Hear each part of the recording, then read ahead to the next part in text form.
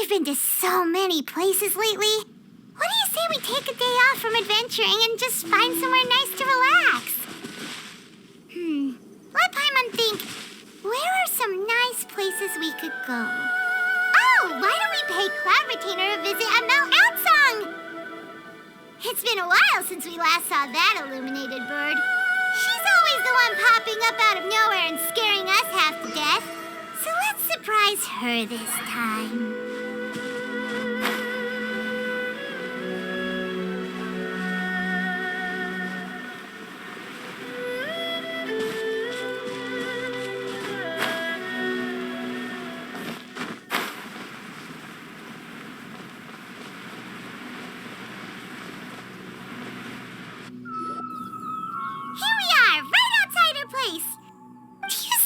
The first time we came here, we even brought offerings and everything.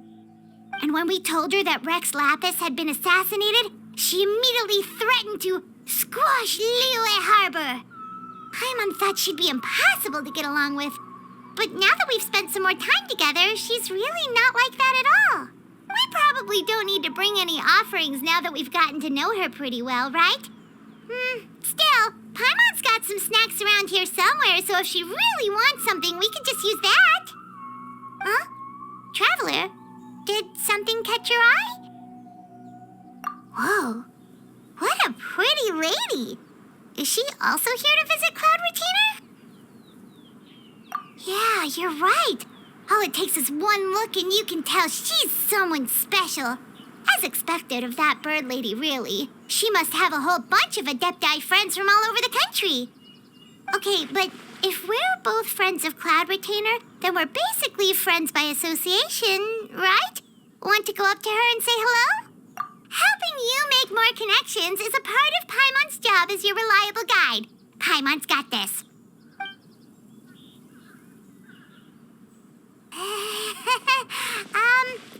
Hello.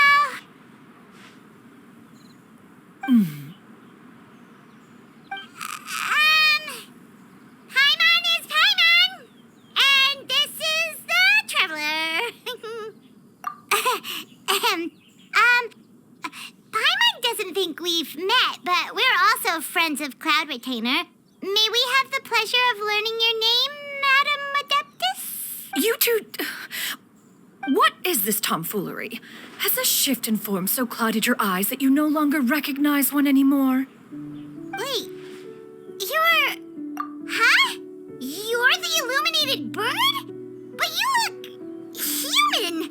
How did that happen? Oh, donning human form is scarcely any test of one's abilities. As for your confusion, one merely had no reason to indulge such inclinations before. So, you're indulging now because? Well, one has made plans to pay a visit to some disciples at Liyue Harbor. Taking on a human form for such a trip is simply a way to make matters less conspicuous. You? Worrying about keeping a low profile? You're the one who likes to pop up out of nowhere all over the place. In fact, Paimon can think of several examples. Like last year, when you suddenly appeared on the top of a roof without any warning. Or...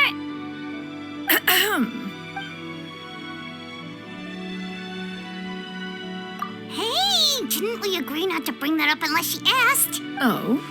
So you have taken care to follow the proper rules of etiquette after all. Most commendable.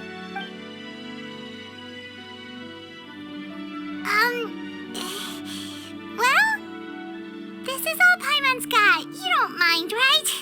One has never found oneself lacking in basic comforts. On the contrary, it is the gesture that one values above all else. So long as you've shown proper respect and consideration, the quantity or quality of the gift is but a trivial matter. That kind of makes Paimon feel a little guilty for trying to keep them for herself.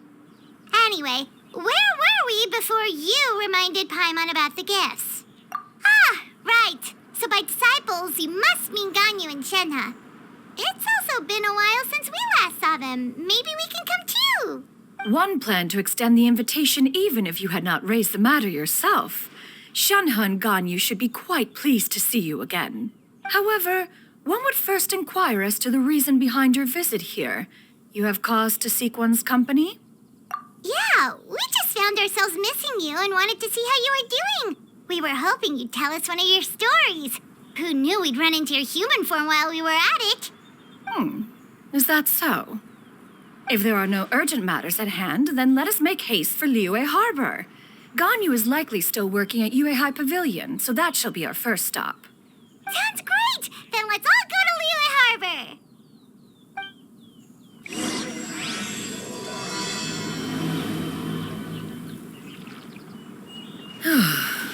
Ganyu has been quite busy with work as of late. One can count on one talon the number of times she returns to Mount Outsong each year. Shenhe has also secured employment recently. In her correspondence with me, she wrote that she shall have no need to return for the foreseeable future. Did they think one was so easily mollified? One shall investigate everything with one's own eyes and decide for oneself if their living conditions are satisfactory.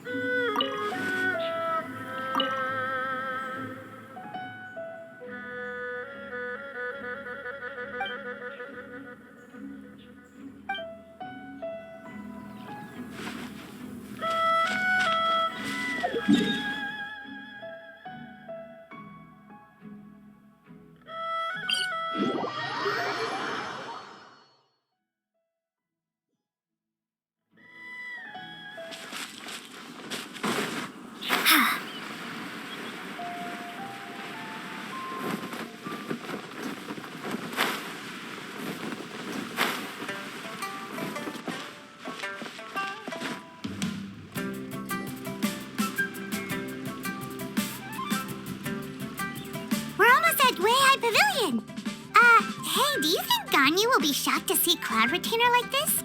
Guess we have no idea if Shenhe and Ganyu have ever seen her in this form before. Wait, where did she go? Why are you just standing there, Cloud Retainer? Quietly now. One shall stay here. You two can go and meet with her.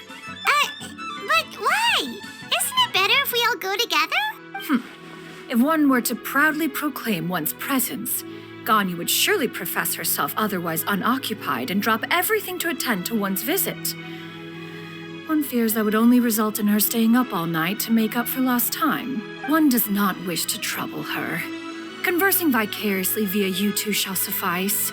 Do remember to inquire as to her recent well-being. Again, do not mention one's presence here. Fair enough. Makes sense. All right, then, we'll just pass on your regards and... Cloud Retainer? Oh, busted. Is that lady someone you know, Miss Ganyu? She is indeed. I'm sorry, Huixin, but could we delay the upcoming meeting for a little bit? I believe my schedule today is quite full. Although, perhaps I could move some work to later in the evening. Oh, not to worry, Miss Ganyu. I'll make the necessary arrangements right away. Thank you, Huixin.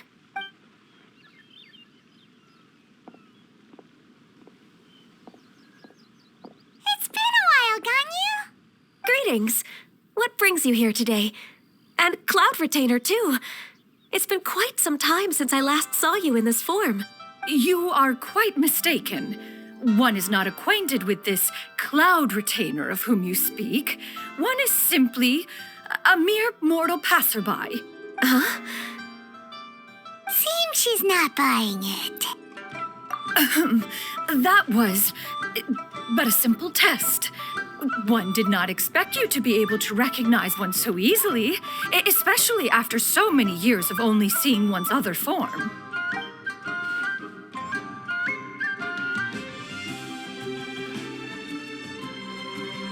But recognizing you is, my responsibility as your disciple.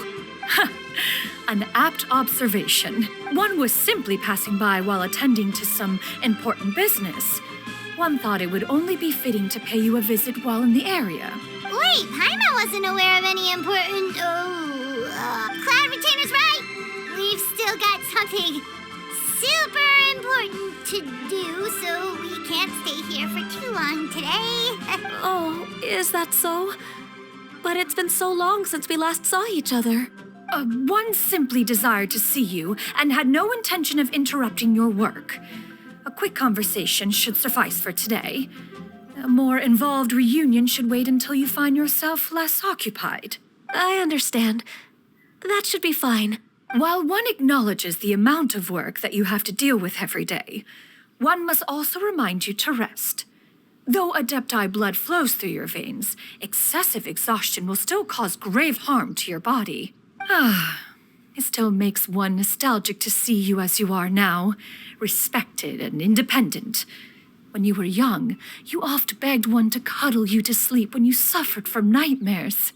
Cloud Retainer! Stop! If you insist.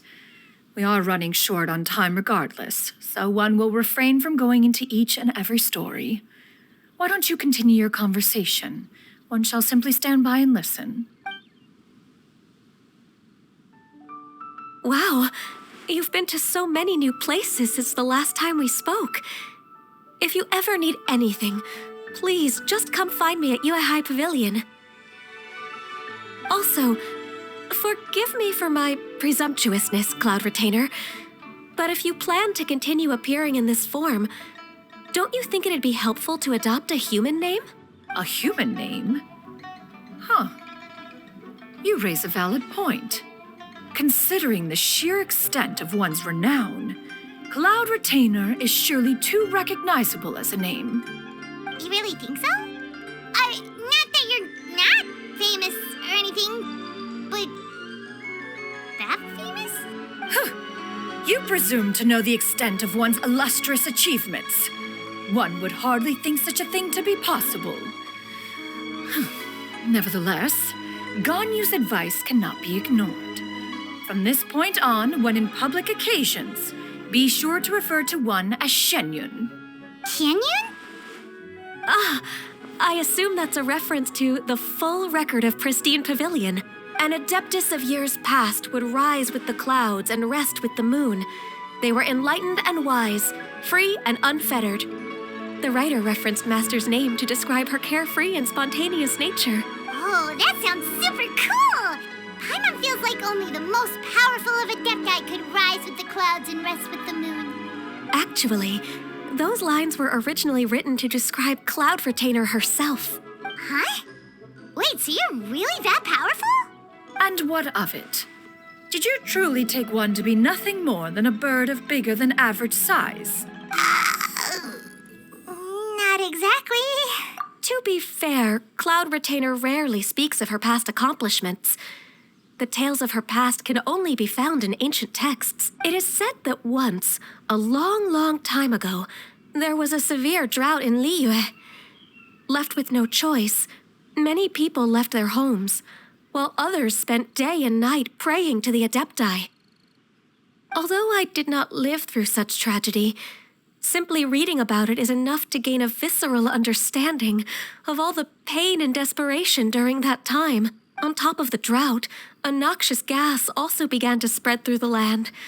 If not for Cloud Retainer's efforts, much of Liyue would be nothing more than a barren wasteland today. The books had this to say about what happened. Upon arrival, the Adeptus borrowed the wind to retain the clouds. Immediately, the clouds gathered together, and abundant rain burst forth from the heavens. Drought and plague were both driven away, and the people were saved. Wow, that's incredible! Mortal records add embellishments to dramatize past events. One did merely what one ought, and even if one had not interceded, the other Adepti would surely have stepped in to help. Even so, you stopped an entire drought! Can you really control the weather like the book said? Oh, Paimon suddenly has a lot more respect for you. So it was Paimon's bad for calling you Illuminated Bird before. You're not too mad, are you? How laughable. A name is but a simple label we carry with us on our journey through the world. Why would one be offended by such a trivial matter? That's a relief. In that case, Paimon will continue to call you whatever feels right in the moment. Well, that is quite enough ancient history for now. Ganyu, have you had word from Shenhe? One has heard that she procured a job recently. Have you any thoughts on her workplace? And what, pray tell, of her monthly remuneration?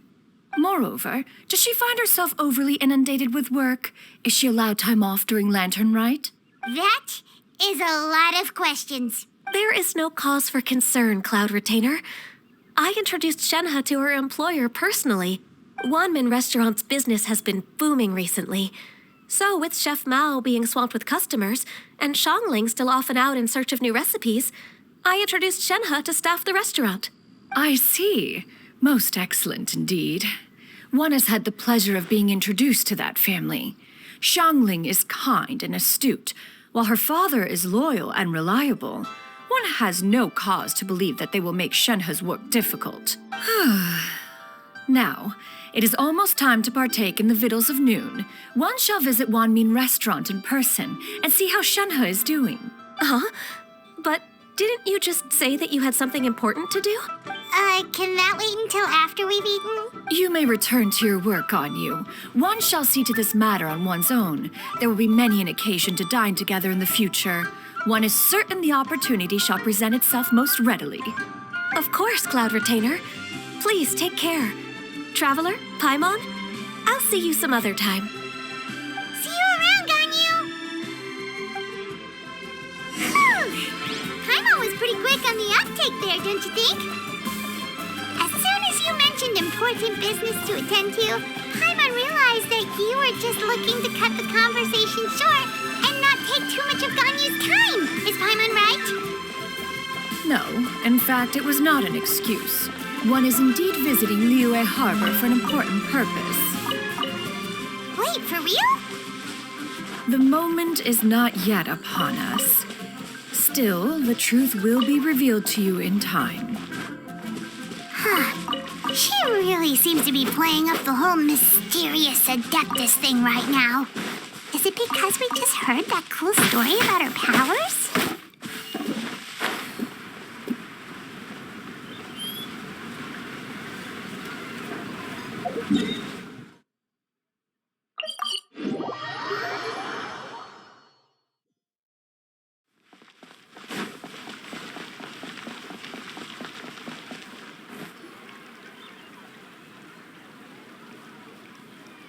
You get what I'm saying, right? Yeah, how can I not?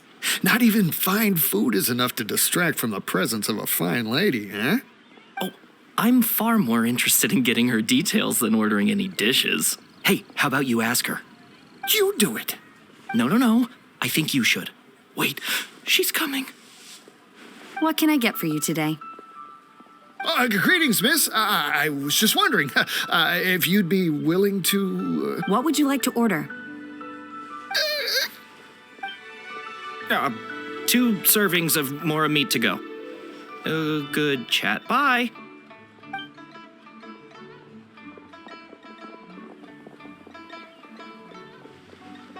Shenhe! Welcome. It's been a while. May I take your order? Don't welcome us as guests and greet us as old friends in the same line. It's weird. Mm-hmm.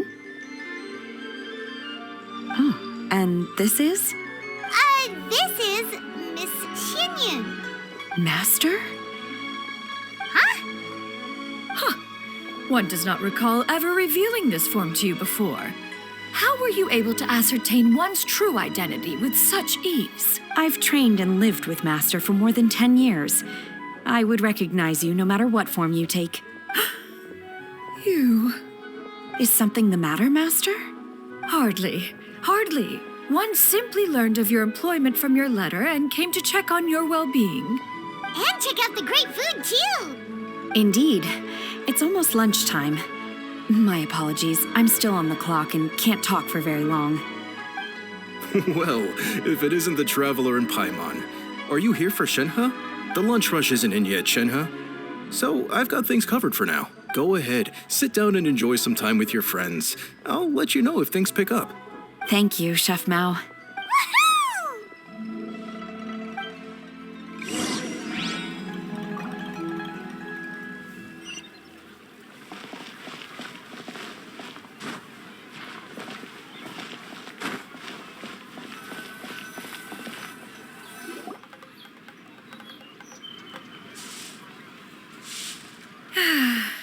is just as one expected. The owner of Wanmin Restaurant is indeed a most reasonable and accommodating human. Still, the work here entails dealing with quite a varied group of people. Has this been difficult for you, Shenhe? It's been manageable so far. I sometimes run into strange people, but I have figured out a way to deal with them. Seems like you've been making progress. So by dealing with them, you mean... First, I try to talk sense into them. If that doesn't work, I threaten them with violence. At this point, they usually decide they are in favor of a civil conversation. Oh, how should Paimon put this?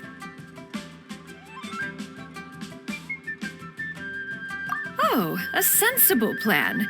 One is gladdened to see you integrate so well into human society. And you, Master? How have you been? Simply marvelous.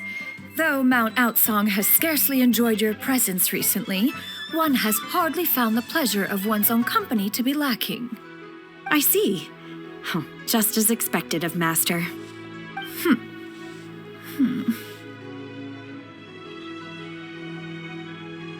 I have missed Master quite a bit too. Even though work has been busy lately, I've already had a conversation with Chef Mao about taking some time off soon to visit Master. Oh, you did? Do make note of such matters in your letters in the future. There's hardly a need to keep one in suspense. Whoa, her mood shot up just like that. By the way, Master, since you are in Liyue Harbor, have you had the chance to visit Ganyu? Indeed. She is similarly preoccupied with her work. There was time only to exchange a few simple pleasantries. Ganyu told us the story of Cloud Retainer's name. It was amazing. We never knew how powerful she was before. I see.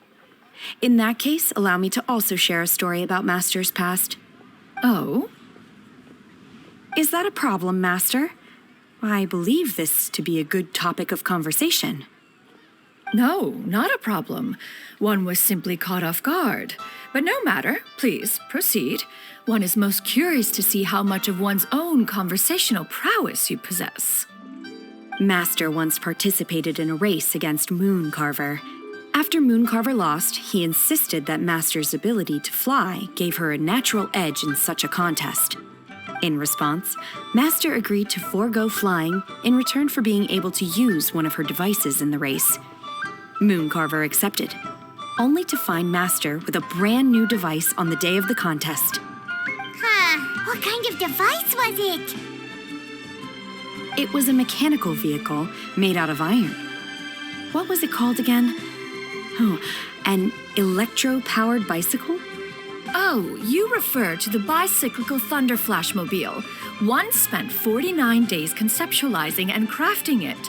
It need only be infused with adeptal energy, and it can cover thousands of miles in one day. Oh, it boggles the mind why Mooncarver ever supposed he might best me in a contest of locomotion.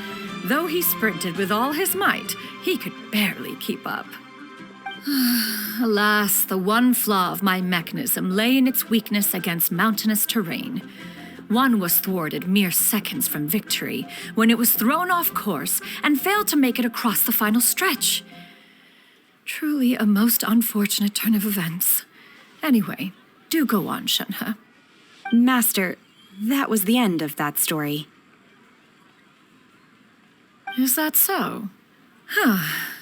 With you gone, one has seldom felt the desire to call upon those old fossils for another contest. What is a race without spectators, after all?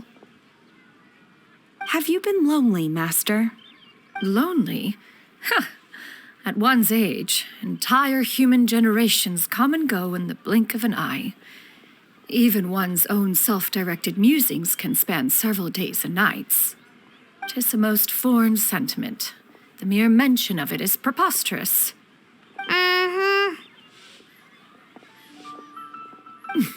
What is the reason for that look upon your face? It's nothing. It's just... Well, Paimon gained gained a lot of respect for you after listening to that story of you summoning the rain and everything. But all it took was a few words out of your mouth, and it's like you're back to being that illuminated bird again. I was just a little bit confused. Which one of the two is the real cloud retainer? To me, they are both, Master. One is the master that's widely revered by the people, while the other is the master that I respect and adore. One finds oneself exalted yet again with sweet words of praise and flattery of a most extravagant nature.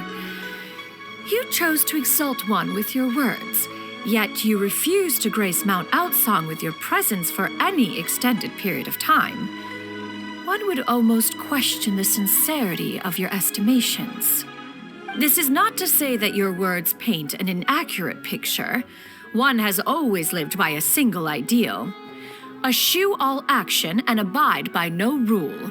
One does as one pleases and speaks as one pleases. Others may critique or praise as they see fit, yet one places little weight in such judgments. She got 2 sentences of flattery from her disciple, and it's as if her ego is about to burst. Do you have any empty tables?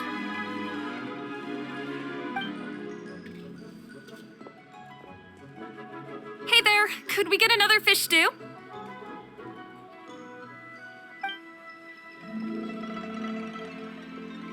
I'm hearing more guests come in. I should get back to work. All right, good luck with the lunchtime rush, Shenhe. I'll try my best.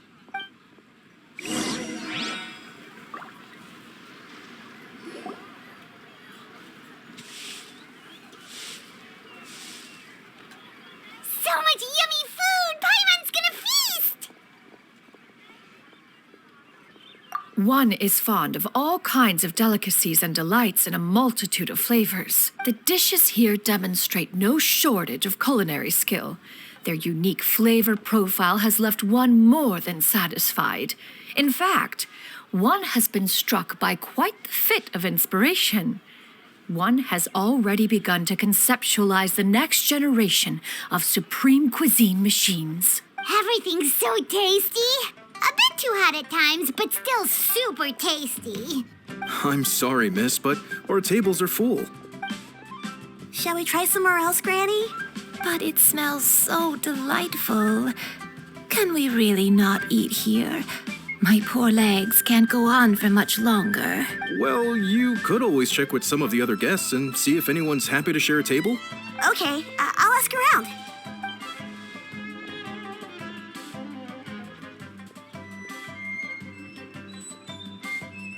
Excuse me, would you mind letting us share a table with you? There are no empty tables left, so... well, Paimon doesn't mind. What about you guys? Great! Thanks so much.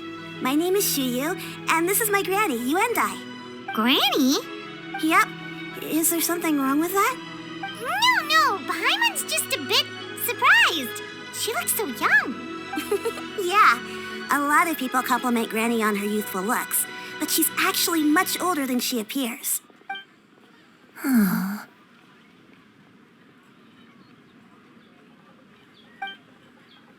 Granny, why don't you take a seat? Come on, it's not polite to stare. Have we met before? No. 'Tis a fated meeting, then. Please, take a seat. What would you like to eat, Granny? I can order for you. I want braised earthworms. They always pop up out of the ground after a rainstorm. No, not this again. Granny, there's no braised earthworms on the menu. Braised earthworms? Well, that sounds weird. Do people actually eat that? Right, that's what Paimon was thinking too. Need any help? Help? Oh, do you mean with Granny? Thanks, that's nice of you to offer. Granny has pretty bad dementia, so her memory's getting worse all the time. She's always saying things that sound kind of confusing. Actually, her memory's been bad ever since I was little. But it's gotten so bad lately that I even have to remind her who I am every morning. We died young. It's just me and Granny now. But it's okay. Don't feel bad. Granny loves me a lot, and I love her a lot too. Sure, it's hard at times, but you just gotta make the best of the life you've got. Wow, you're really tough for your age, kid. You're too kind. And me? Oh, what about me? You're tough too, Granny. Plus, you're really gentle, and you're always there for me. Yes, and it's hardly as if I forget everything. I still remember the important things. Wait, what was that really important thing again? Ah, I remember now. It was a dream. I had a dream where everything was dark. Someone was standing in front of me. She told me to come and find her, and that once I'd found her, I would be free. Huh? That sounds super important.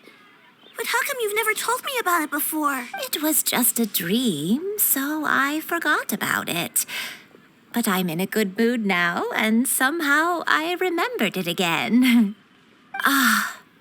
You know, I believe I've had this dream a great many times. But just how many times have I had it? Now that I do not remember.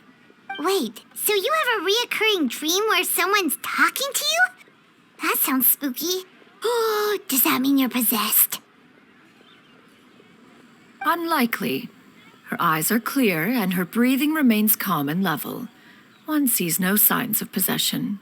Are you sure? Who do you take me for? Is one not an adept? Am I not an expert? Huh, you're right. Paimon almost forgot you're the expert. In that case, do you still remember what the person in your dreams looked like, Granny? Not anymore. Although, I have a sense that she looked rather like me. But not as I am now. My younger self. A younger version of Granny? This is just getting weirder and weirder. What is going on here? As one said, fate must have brought us together. You may leave this situation to me. Are you sure? So, what are your names? Paimon's Paimon. Just Xianyun is fine. Thank you all so much for offering to help. But first, I'm sorry for asking, but, how do you want us to pay you back? Oh, we don't need any payment for this. Thank you so much. You're welcome. But Miss Xianyun, what exactly can we do to help out this Granny? All we have to go off is that dream. Where do we start? That is elementary. Since her dreams portray her younger self, then we shall retrace the steps of her youth. Once we have revisited those places, her memories will likely return. Sounds like a plan. So, Granny, do you remember which places you went to when you were young? Why, of course I do. The heavens above, the earth below, the wispy clouds, and the emerald mountain streams. Okay, taking that as a no. I might have an idea. Once, when I was really little, my dad told me that Granny used to be a martial artist heroine who saved loads of people from a disaster. If it's true, then maybe they wrote about it in the history books or something.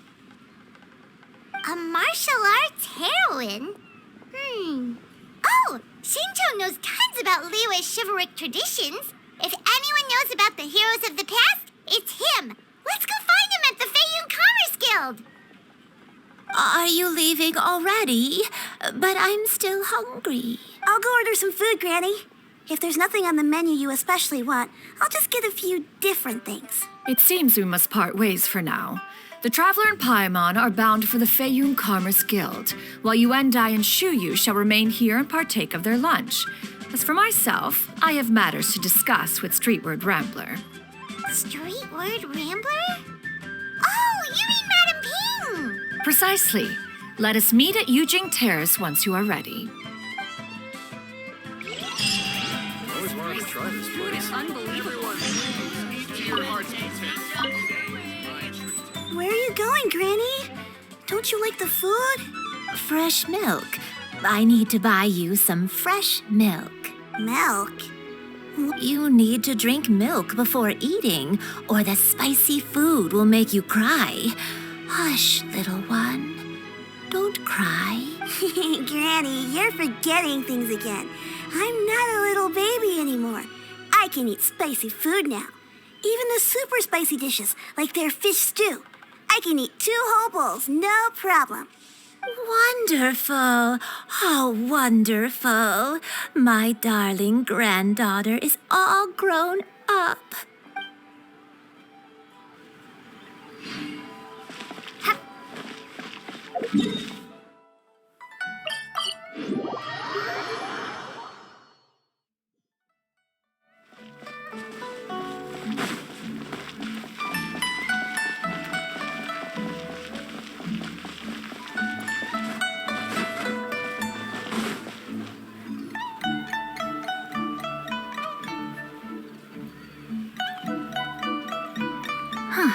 It's you two.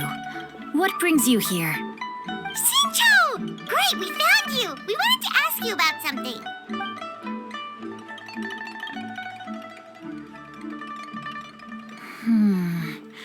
That's not a whole lot of information to go off of. I don't know if I can say for sure. I can't pinpoint her identity from your description alone.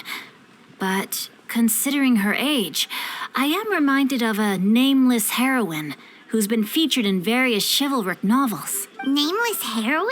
That's right. The novels often speak of a great drought from 50 years ago. As the people suffered, a nameless heroine appeared and began to clear away evil spirits and bandit camps. The people idolized her, but never learned her name. All they knew was that she always acted alone. Later, though, she supposedly fell in love with a similarly noble-minded exorcist from Mount Tianheng. They were well matched in more ways than one, often fighting together as a fearsome duo of otherworldly strength. After the drought ended, the heroine and the exorcist left the public eye and began living a reclusive life in the mountains. All that remained were tales of her incredible accomplishments. The way this nameless heroine faded from fame into obscurity later in life is not too dissimilar from Miss Yuendai. I hope that's somewhat helpful. Thanks a lot, Xinqiu. We knew it'd be worth talking to you. It's nothing at all. Just something I came across while reading. I did do a bit of extra research on her story, but it was just out of personal curiosity. Well, Paimon still thinks that's super cool. Oh, wait, Xinqiu, if you've read up on her, do you know of any places often associated with her? Let me think. In the novels, the nameless heroine always appeared near one of 3 places. Wangshu Inn, the area just north of Jueyun Karst, and Qingyun Peak. Perhaps the real-life heroine who inspired the character was also often seen near those 3 places. That would explain why those locations appear in the various novels written about her. You're welcome. To be honest, I found some parts of the story confusing when I first came across it. If Miss Yuendai was indeed the original inspiration for the character, she may just be able to help me put the pieces together. It's rare for a chivalric hero to fade into obscurity during their lifetime, even after retiring from the public eye. But no one ever saw or heard from the nameless heroine again. There were even rumors that she became extremely ill. I've never understood why someone would go to such lengths to erase themselves from public memory. It's almost as if she was trying to hide from something. There's probably far more to the story than what's been written. We'll be sure to tell you if we manage to uncover the truth. That's a deal. Perhaps, behind the truth of it all, there lies a story more fantastical than any work of fiction. Paimon feels like we just learned so much from Xinqiu. A drought, a nameless heroine, a life of seclusion. Wait, why does the story sound super familiar?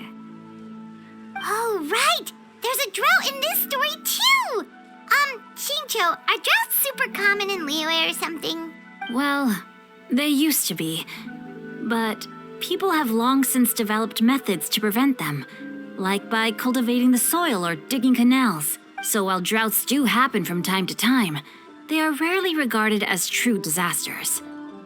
The drought 50 years ago is probably one of the worst we've had in the last several centuries. The crops withered, the streams ran dry, and the monsters in the mountains became rabid and agitated. Countless caravans were attacked, and people who lost their homes came together to form bandit groups. What started as a natural disaster soon became a human tragedy as well. That sounds awful. Yeah, and that's exactly why the nameless heroine was so beloved. She must have been someone of true integrity to do so much for the people while asking nothing in return. Still, as terrible as that drought was, it was nothing compared to the truly calamitous disasters that befell this land in ancient times. They say that back in those days, disasters were both more severe and more common. Only the strongest of Adepti could hope to dispel the ruin and devastation. Do you have any other questions? We're good for now. We're just going to head back and meet up with Miss Xianyun and the others again. Paimon hopes that Granny Yuendai will be able to remember more of her past. She used to be a great hero who saved many people. So sad that she can't recall any of it. Anyway, we'll be off now. See you some other time, Xingqiu. Thank you so much for your help. It's no problem at all. Safe travels.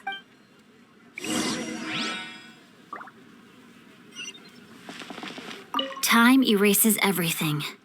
Even the greatest of heroes will have their legacy reduced to the small fraction of their deeds that were committed to paper. But I think the magic of chivalric novels lies in the way you can catch glimpses of a noble soul from a few mere paragraphs.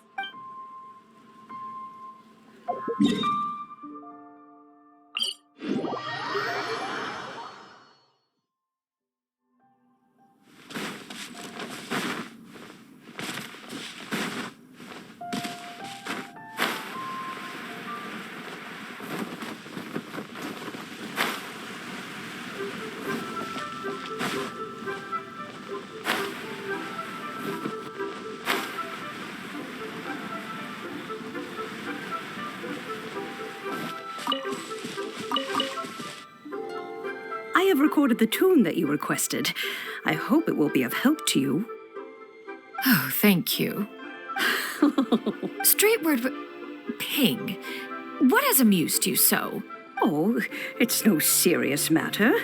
I was just reminiscing about the last time I saw you in this form.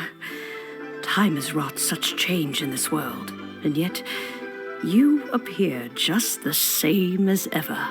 Time has little bearing on one's existence, nor has one keenly felt its effects whilst dwelling at Mount Outsong.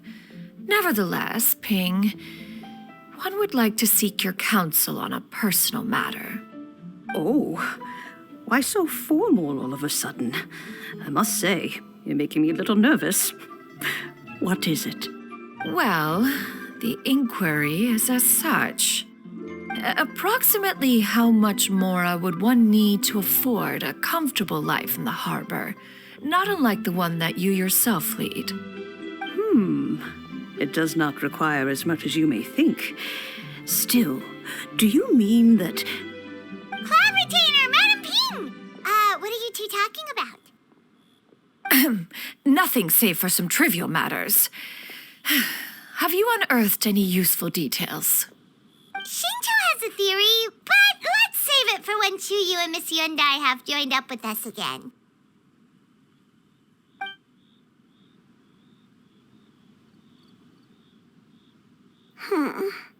Do not be troubled, young lady. Here, have some tea. Thank you so much. What do you think, Chuyu? Does it match up with what you know of your granny? According to the story, the nameless heroine eventually fell in love with an exorcist from Mount Tianheng. Maybe that's my grandpa. I don't have many memories of him, but there was this one time I found a box in her attic full of a bunch of weird sigils. I think so too. Granny might remember something once she's returned to a familiar place. What marvelous tea. I can taste the dew's sweetness in this cup. It's as if I was taking a stroll in the mountains, thoroughly one with nature and at peace. Is that so? Then please drink as much as you like. There's no need to hurry.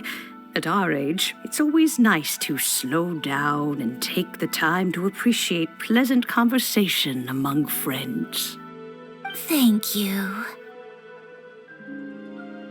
Okay, since we have the time, can I ask you something? Sure thing. What would you like to know? I have a secret I want to tell you. Let's go talk over there.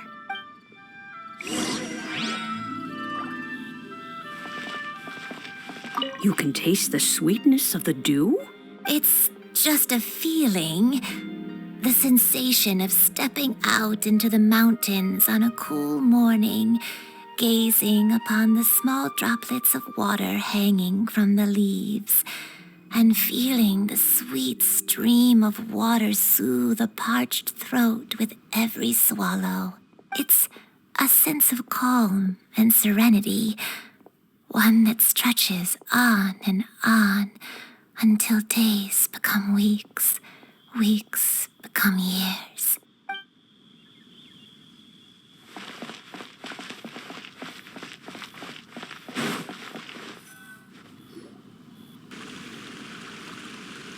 What's wrong, Xianyun? Well, I've been kind of meaning to ask ever since we started talking in the restaurant, but are you guys all adepti in disguise? Oh! About that. Well, you guys just seem super special. Plus, I think I might have heard Miss Xianyun call herself an adeptus. Oh, must have been a slip of the tongue. Xianyun, since you were the one who, misspoke, maybe you can explain to Xianyun here what you really meant by that. One is indeed an adeptus. Is that of some concern to you? Huh? I knew it. Well, one time when I was a little kid, I saw a pure white illuminated crane. I had this super high fever, and Granny wasn't around. I was feeling all icky and gross. But then this snowy white crane flew down from the sky. She put me on her back and flew me to her cool Adeptus house and fed me some sort of magic potion. When I woke up, I was already back in my bed and my fever was gone. I really wanted to thank her, but I was too sleepy to stay awake, so I never got the chance. So, I just kind of wanted to ask if maybe any of you have ever met an Adeptus like that? A pure white illuminated crane? The only two we've ever met are blue and white and black and brown. Have you ever met one that's pure white, Claritina? Never has one met an adeptus with such features. One surmises such a description is but a hyperbolic embellishment that oft results from narrative accounts. That's weird. Was it really just a dream then? Well, even if it was just in my head, it doesn't matter that much anyway. All I really want is to help Granny recover her memories. I'm really grateful for all your help. Leave it to us! Now that we know the 3 locations, we just need to visit them one by one. Let's go to Wangshu Inn first. Okay, I'll go get Granny.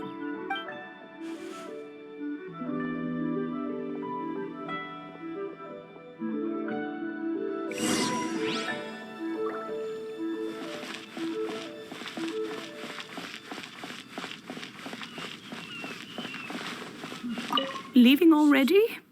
Well, just remember that you can come over for a cup of tea anytime.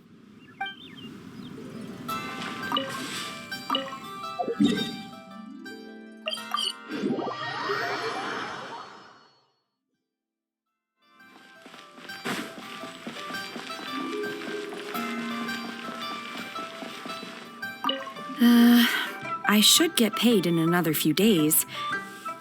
Shall we take the opportunity to go out and have some fun?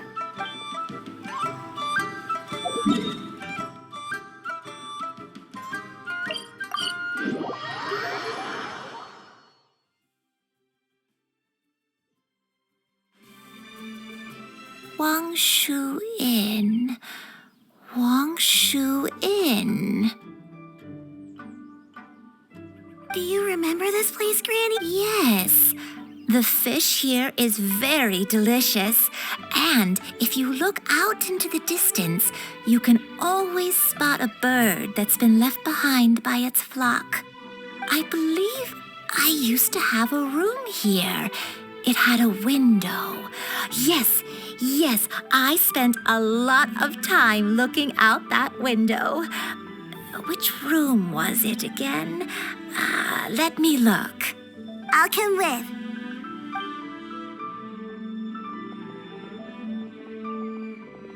Hyman's still having some trouble understanding what she's talking about, but if she's so familiar with this place, that must mean she lived here, right? Wait, huh? Whoa! Shao, what are you doing here all of a sudden? You scared the living daylights out of Paimon! I sensed a non-human presence and decided to come take a look. If you're here, then there's likely no trouble afoot. I suppose there's no cause for concern. It's been a while, Cloud Retainer. I see you have returned to your previous form. I have indeed.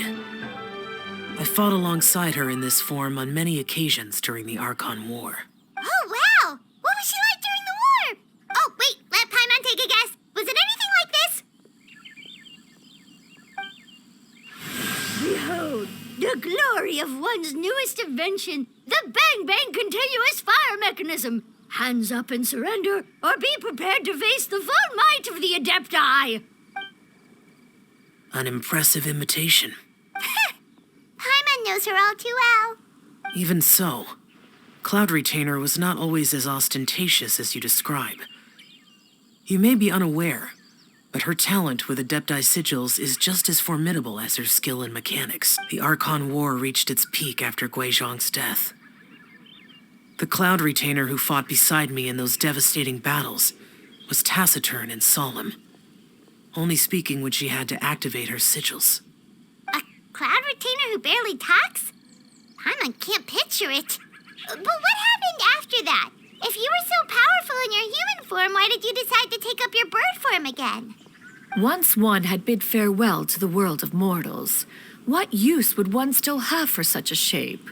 When dwelling between mountain and forest, away from the struggles and troubles of the mortal world, a mortal form is hardly the most fitting of choices. After the war, Cloud Retainer retired to Mount Outsong, only revealing herself to the occasional visitor, and always in her avian form. Although I do believe there was an occasion some 30-odd years ago when she decided to don her human form. I believe it was for the purpose of... One believes there is little need to relive bygone matters. Granny, are you okay? Back then, at this place, Perhaps this conversation should end here. I shall take my leave now. Should you encounter any trouble, you need only call my name. However, given that you are traveling with Cloud Retainer, I trust you are in good hands. Everyone! I think Granny is finally beginning to remember her past. Slowly now, calm your mind and recount what has been recalled. a long time ago, I stayed here to recuperate from my illness. Huh. So what Shincho said was true. You did fall ill. Was that why you went into hiding? I don't remember. I'm very sorry, but I can't even remember the name of my illness. The only thing I can remember is that it took a great toll on me. I was confined to my room in Wangshu Inn, where I spent many days unconscious. I'd come to every once in a while and stare at the migrating birds outside the window. It was a solemn sight. I remember crying, but I'm not even sure I knew why. One day, I met a traveling merchant. Upon hearing of my illness, he sold me a bottle of soul-revitalizing tea pills. He told me that the pills were concocted using Adepti blood and could be used to alleviate my symptoms. Sure enough, I made a full recovery. My illness remained dormant for several decades after that. Wait, but if your illness remained dormant for several decades, are you saying that what you're going through now is just a relapse of what happened all those years ago? And it was all thanks to the pills that you managed to keep the symptoms in check? Paimon's brain kinda hurts. Do you remember anything else? I'm sorry, I don't. Oh, if only I wasn't so useless. Hey, you're not useless. You've done so much for me. Watched me grow up. Raised me. How could you say that about yourself? Oh, fret not, dear child. Granny was just a bit frustrated. That's all. The recovery of a person's memories is a gradual process. Finding pieces of one's past is always superior to not finding anything at all. Let us make haste to the next location. Next location. Oh, why don't we go to the area north of Dwayunkars next? There isn't really a landmark there, so where should we start? Oh, Paimon's got it. Let's check out the houses in the area first.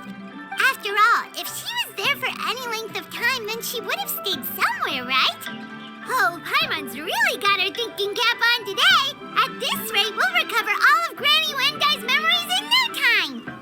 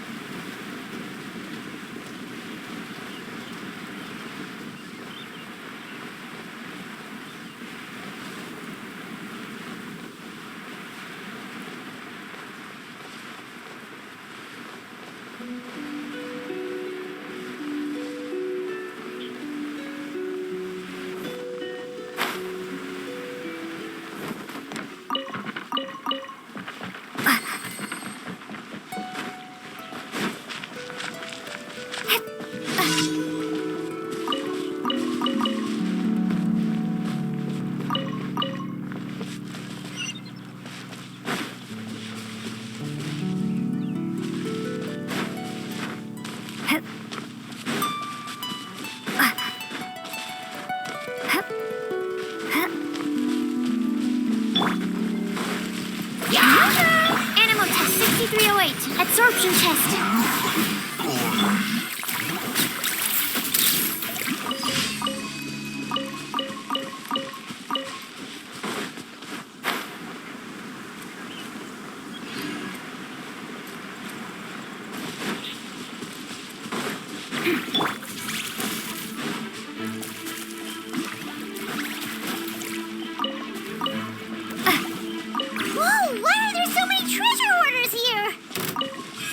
It's time to round up some bad guys.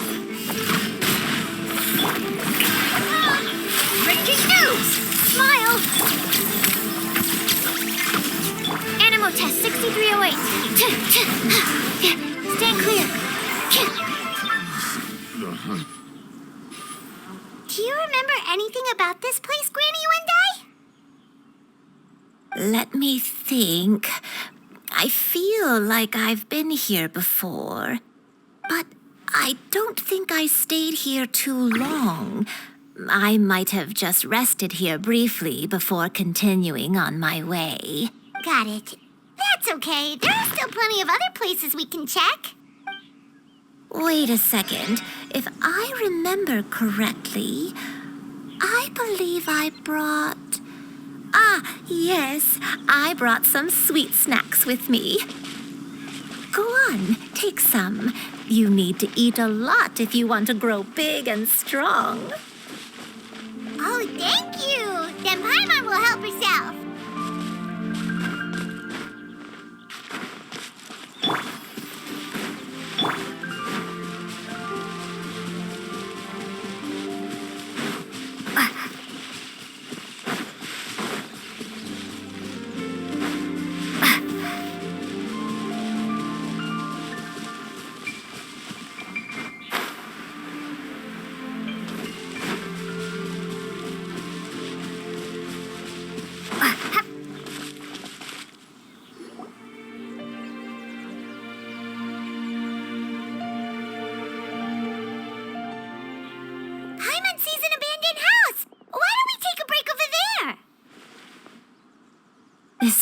place.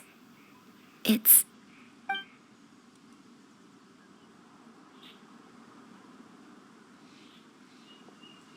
Did you remember something, Granny?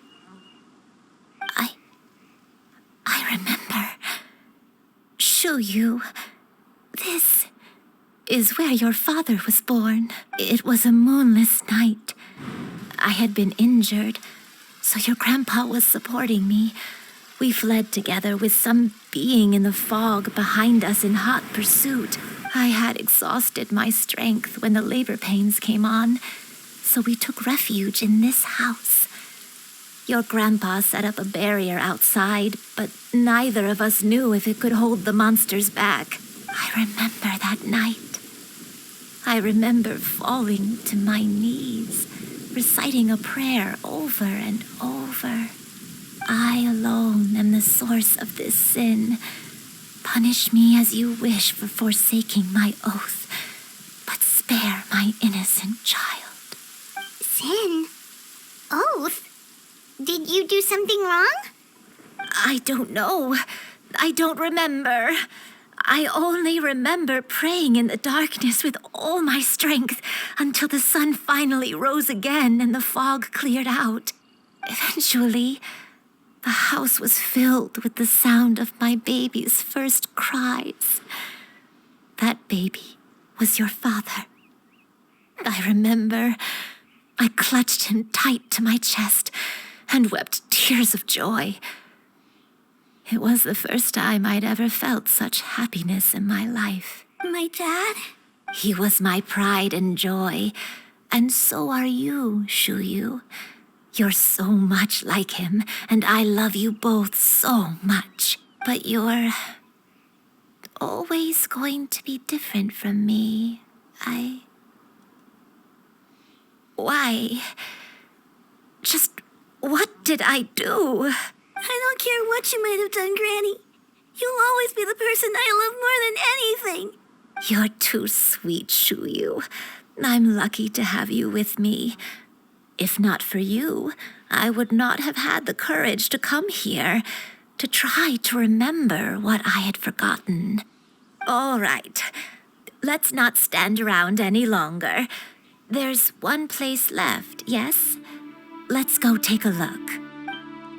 If one recalls correctly, the next place should be Xianyun Peak. Yuandai, how fares your health? I may be a bit slow, but I'll do my best to keep up. I'm sorry to keep everyone waiting. Climb on. I shall carry you to the top. Oh, such lightness of weight. All those who grow old grow frail in the end, do they not? First, you lose your memory, then your health. Eventually, you end up losing everything. My only wish is to depart this world with a lucid mind, to free myself of this torment and the burden it places upon others. Fret not. You have my aid in this endeavor.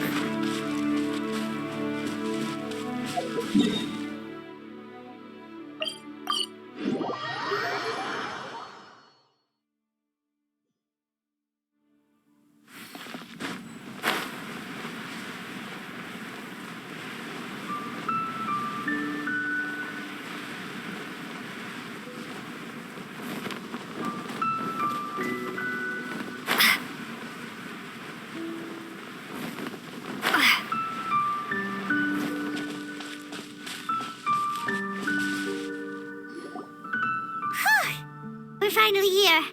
Does this place feel familiar to you, Granny Yuandai? Let me see. How strange. Have I lived here before? When we were at Wangshu Inn and the abandoned house earlier, though I couldn't remember everything, I still felt a sense of familiarity.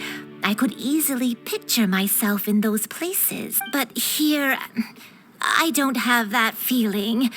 Perhaps I did come here in the past, but it just didn't leave a strong impression on me. But did the stories get it wrong then? Yeah, that's true.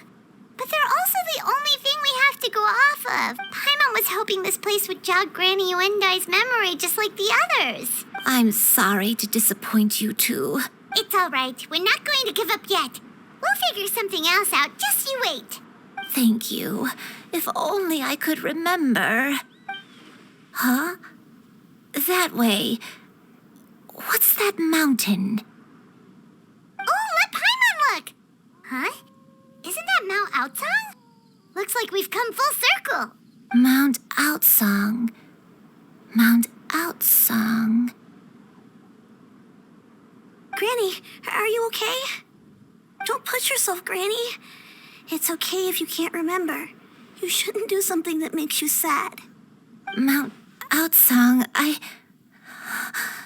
What am I really? Mount Outsong holds some familiarity to you? It does, but I can't go back. Are you feeling unwell? My head, it feels all heavy and dizzy. What is wrong with me? Cloud, Miss Xianyun, is there anything you can do? Let us go to Mount Outsong. But... Fret not, all will be well. You and I, you have already given more than enough to the pursuit of this endeavor. You may leave the rest to me. I've prepared something that can aid you in suppressing the fear in your heart and restoring your lost memories. It currently resides at Mount Outsong. Wait, really? When did you do that? I never leave anything to chance. All will reveal itself when we arrive.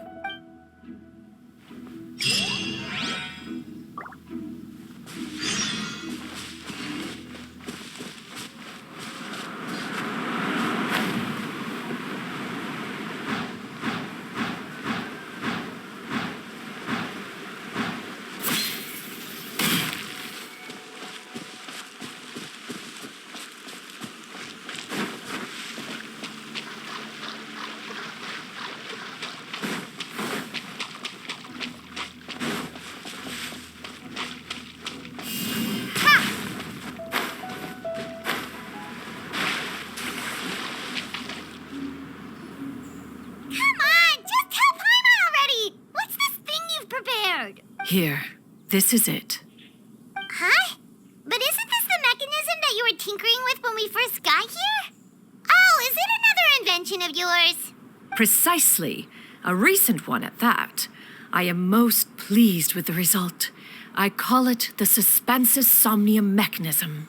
It periodically releases a soft breeze, which when paired with a gentle adeptal tune, can help the listener subconsciously relax and even enter a semi-hypnotic state.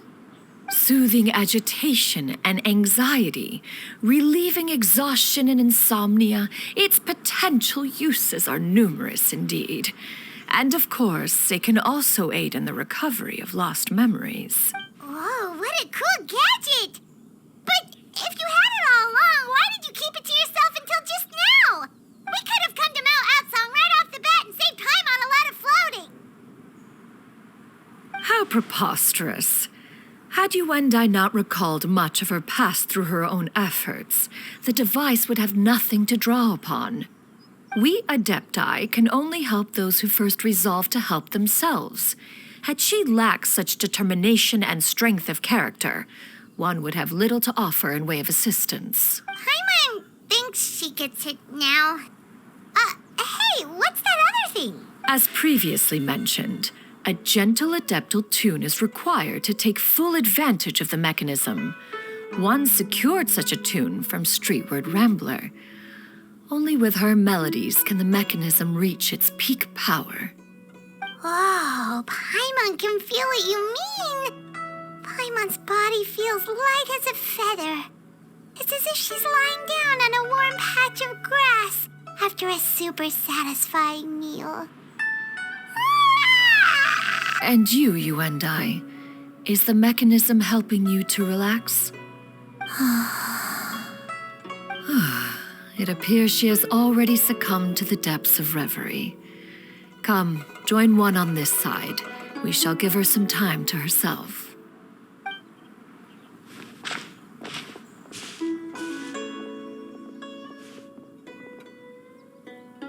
The drought is over.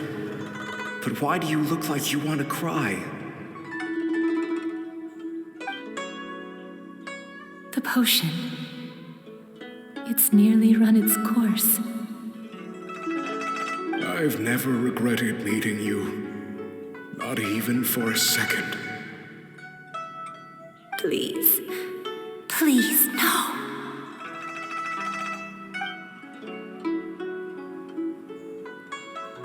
Have you forgotten? This is the world you left behind. One of gentle breeze and morning dew, perfectly straddled betwixt the realms of heaven and earth. This is your home. This is where you belong. You should have never left. The you of the past, the me from not that long ago, we should have never.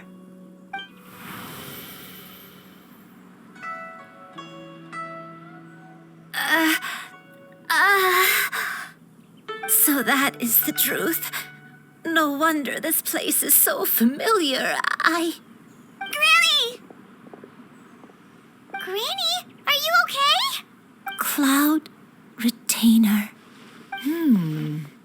Your memories have returned.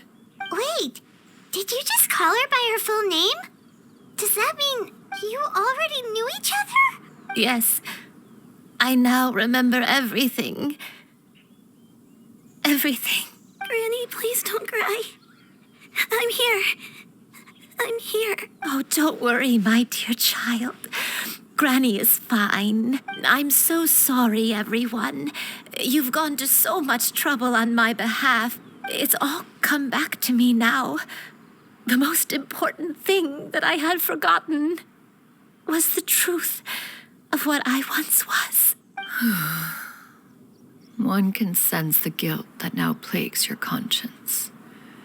Reclaiming a truth long buried is sure to come with a myriad of complex emotions. Perhaps one should recount the story on your behalf while you compose yourself. No, it's okay. Now that I've remembered, I must face my memories head on. Xianyun, everyone, I cannot thank you enough for all your help. I'm ready to tell you my story, if you're willing to listen. Please, Granny, don't force yourself. What happened in the past doesn't matter. I love you more than anything.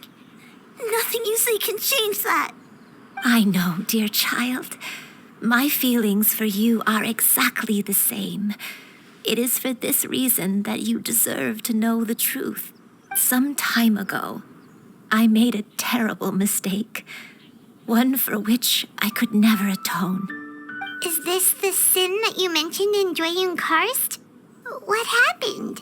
I am, in truth, not a human being.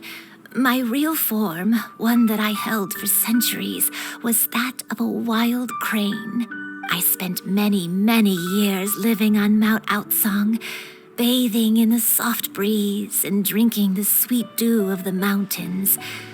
At some point, I somehow gained wisdom and sentience. The Lord of the Mountain, Cloud Retainer, became aware of my existence and began to share many stories with me. She even passed on the secret of cultivation to me.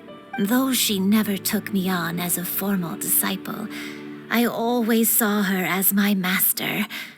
Whenever she took out her tools to work on mechanisms or new inventions, I would also stand next to her and watch. I even contemplated completing my training and becoming an adeptus in my own right. I followed her teachings, and time gradually passed us by. Until that fateful day 50 years ago. 50 years ago?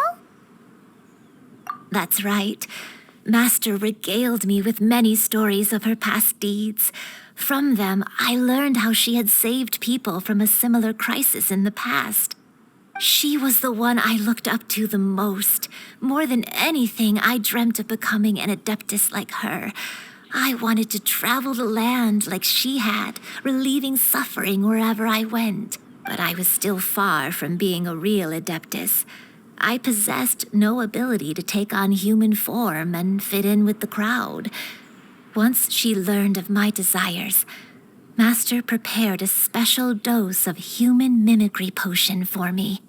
She warned me that the potion's effects would only last 10 years, and if I were to fail to return to my original form at the end of that time, I would forever forget my past as a crane and become something neither human, beast, nor Adeptus.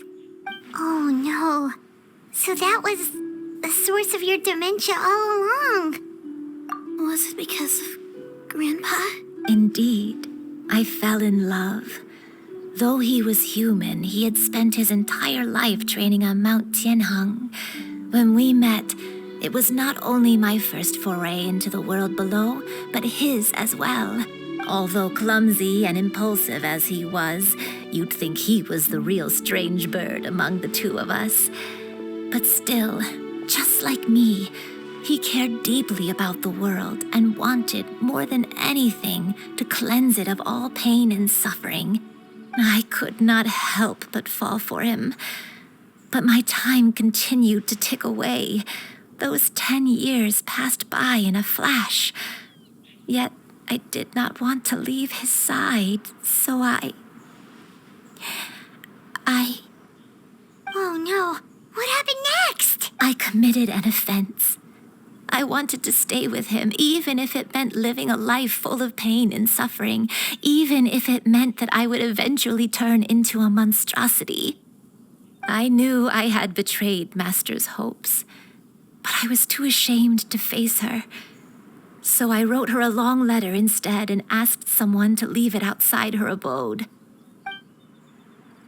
I was convinced that she would not support my decision, and I lacked the courage to speak to her face to face.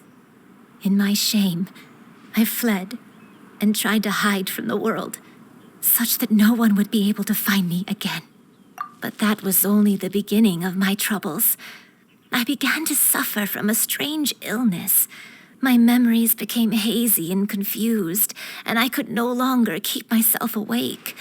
I understood that my pain was caused by my refusal to return to the life I was fated to lead. Along with my memories as a crane, I soon forgot the true cause of my suffering as well. I knew only that I had committed a sin. All I could do was pray for forgiveness, even if I had long forgotten what needed to be forgiven. Looking back, I was beyond lucky to have come across that traveling merchant at Wangshu Inn. It was such a fortunate coincidence that we were there at the same time. If it weren't for those soul-revitalizing tea pills, I probably would have... Granny, what's wrong? Coincidence? Why did I ever think it was a coincidence? Tea pills concocted using the blood of an Adeptus? No, it couldn't be. Master, don't tell me. Back then, that merchant was actually... Human custom would dictate the conferral of gifts to be in order when one's progeny is wedded, would it not? Consider the pills a symbol of one's best wishes. So when I tried to conceal my name and mistakes from the world and hide myself away in perpetuity, the only person I managed to deceive was myself. You knew where I was all along. One still remembers when you were but a fledgling. You possessed a certain fondness for a particular game.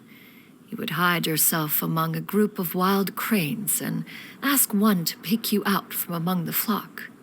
One found you with such ease every time. 'Tis a truth most evident. One always recognizes one's own, no matter what form they may take. Wait! Paimon's confused! So, Cloud Retainer, you found Yuendai again? But how? When? And what happened after that? Perhaps it is now time for one to recount the rest of the tale.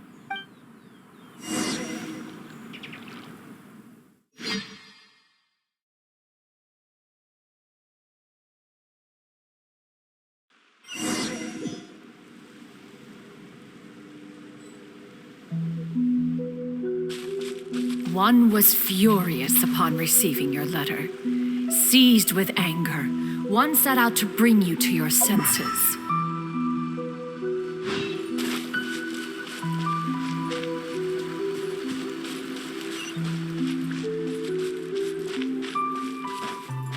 Yeah!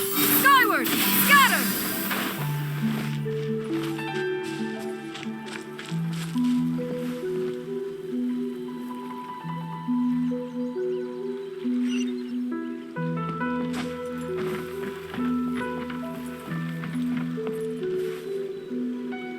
In truth, one had more than a few misgivings about your chosen partner. As an exorcist, his talent was lacking. One could hardly say his skill with sigils was any better. But soon, one came to appreciate the devotion he bestowed upon you during your illness. He never uttered a complaint and rarely left your side. Unwilling to begrudge someone of such character, one decided to overlook his aforementioned deficiencies. Glaring though they may have been, wishing to grant you a life without regrets, one gathered many divine ingredients and used one's own blood to create a form of medicine.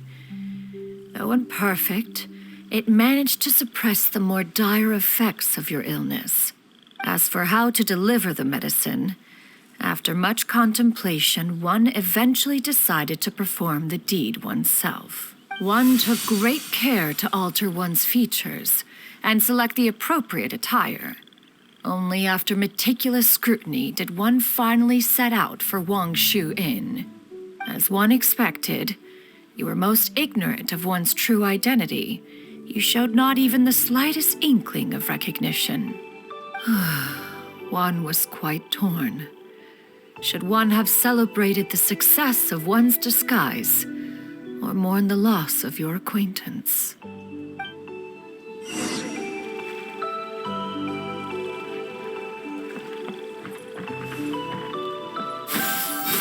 Scatter!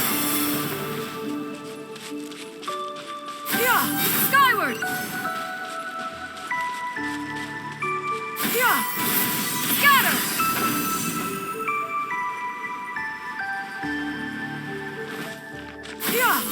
Nevertheless, one would speak to you about another matter, if you are amenable. Even considering your loss of memory, one was simply flabbergasted that you could so easily forget the consequences of consuming medicine infused with adeptal blood. Its proclivity to attract monsters is hardly that complicated of a concept to remember. To think that you tried to travel while weak from sickness and heavy with child. Had one not intervened to clear the fog, all of you would have been lost during the night.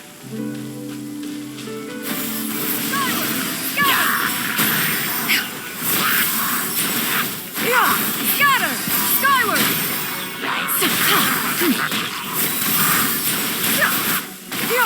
Scatter! Seize the skies!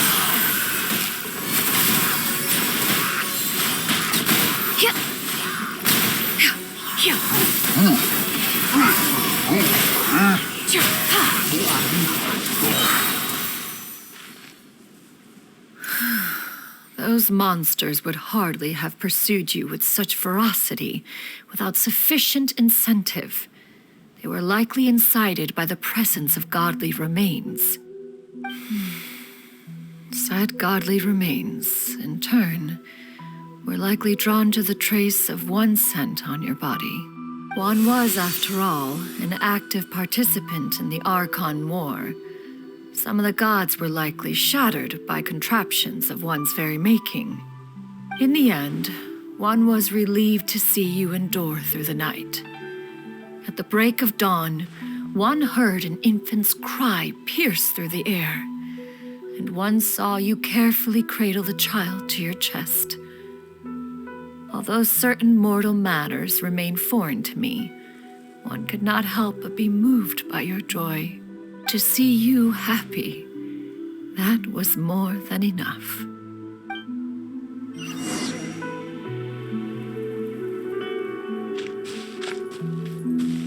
Yeah! Skyward! Scatter!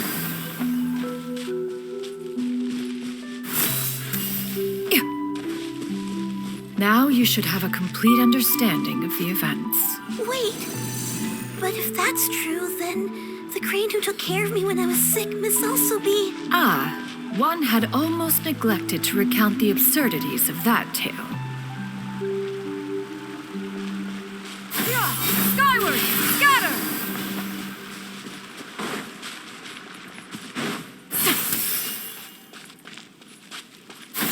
Skyward! Scatter!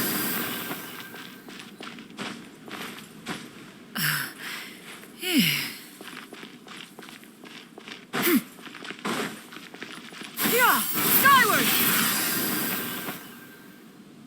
Just as you and I troubled one with her antics, so did you give one many a headache. Upon finding you burning with fever, one made plans to bring you back to one's abode for treatment.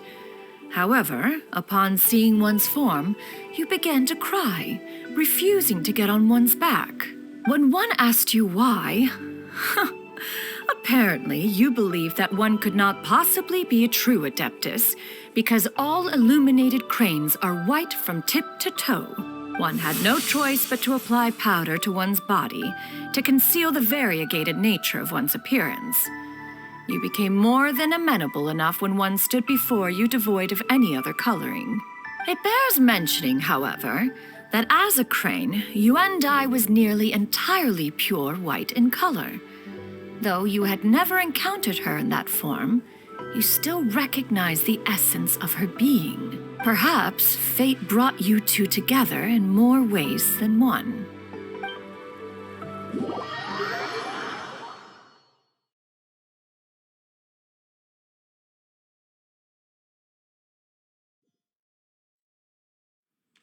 Now all has been revealed. One owes you an apology, you and I. One recognized you upon your very entrance into Wanmin restaurant. One has always viewed you as a disciple of equal standing with Ganyu and Shenhe. Indeed, one wished to bring your story to a satisfactory end with this visit to Liyue Harbor. Still, one could not reveal your identity right away. Had one simply informed you of all you had lost, all those cherished memories would merely have become the fictionalized account of another. Memories are most meaningful when recalled by those who lived through them. Would you not agree? Even if the process was painful and arduous to experience. Have you any inquiries? Inquiries? Master, I must ask. If you found me all those years ago, why did you leave me be, even though you knew about my mistake? Why did you not bring me back to Mount Outsong by force? One has never regarded your action as a mistake. It was a simple choice, nothing more. When it is time for one's progeny to leave the nest, it is the responsibility of an elder to let them fly free. Yet, when your wings grow weary and the night grows dark, just know that you always have a place to which to return. 'Tis a refuge referred to by many a name in mortal writing. Home, nest, haven. Whatever its denomination may be, its essence remains quite unchanged. One speaks, of course, of a place not unlike one's own abode. One's disciples are free to come and go as they wish, yet the door remains forever open to those who wish to return. One rather hopes you count yourself among them. Thank you. Thank you so much. You and I. One expects you too have sensed the rapid deterioration of your condition as of late. Have you not? 40 years ago, you chose a path without a future. Though one used one's own blood to provide you with a few decades of extra time, it merely delayed the inevitable. One may have extended the path, yet one was unable to alter its final destination. Even the power of an Adeptus has its limits. Had your condition continued to deteriorate, you would have forgotten your life as a human entirely. In the end, you would have turned into a creature lacking in the ability to even comprehend its own monstrousness.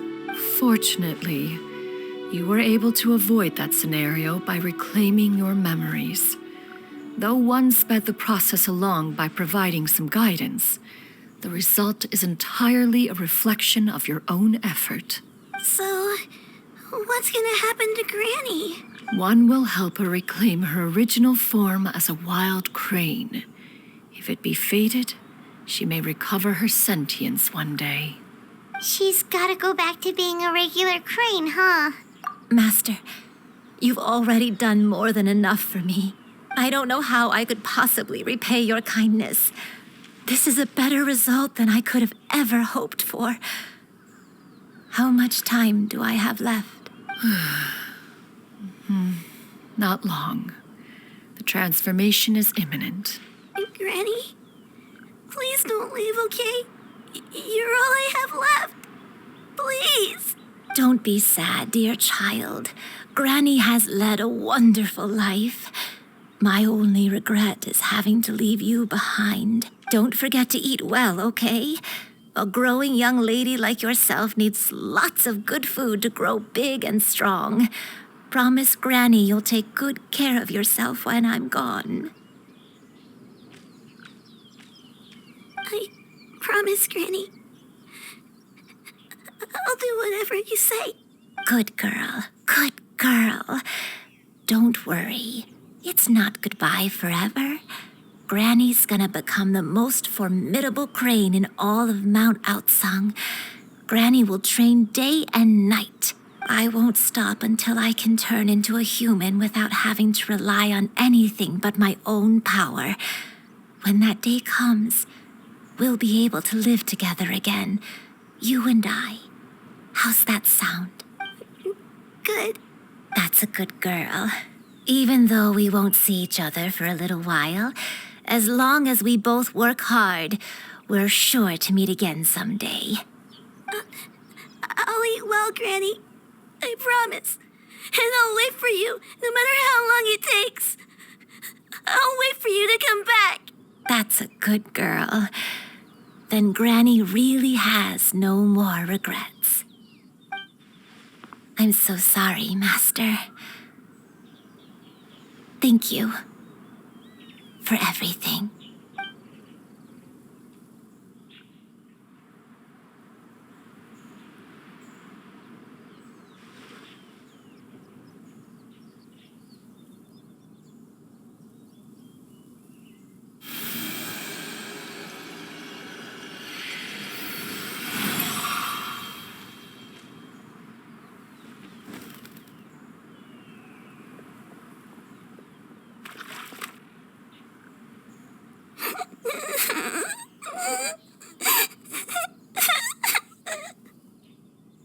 Xianyun. Let her be. At her age, crying is a natural, if not fitting, response to such an event. Tears are a necessary part of maturation. Sometimes there is scarcely a better vehicle to wash away the toll of stress and misery. Now that the issue has been resolved, you should also take a moment to relax. Give yourself some time to rest. Take a nap if you must. One will wake you in due time.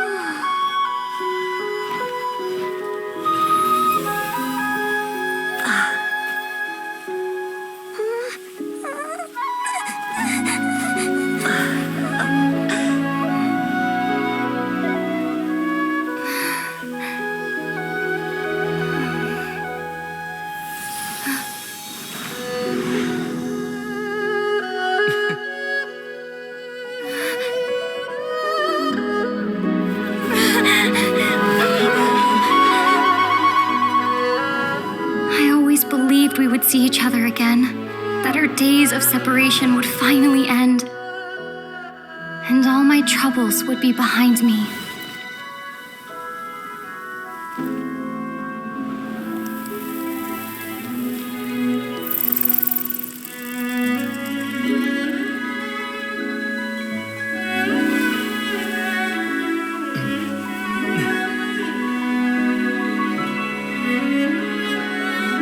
If only things could stay this way forever.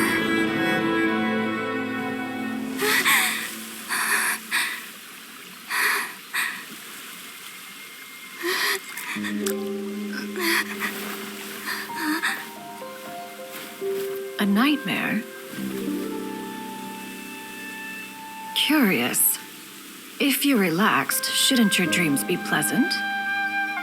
It was a good dream. It's just... You weren't ready to wake up.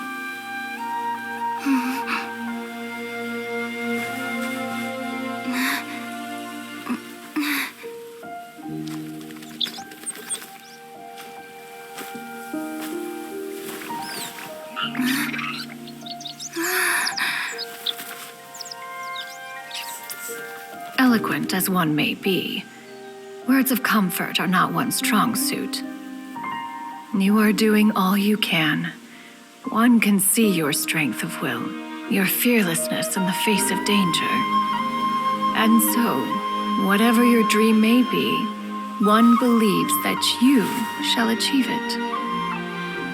Of course, whenever the perils you face overwhelm you, or you become weary, one is always here for you.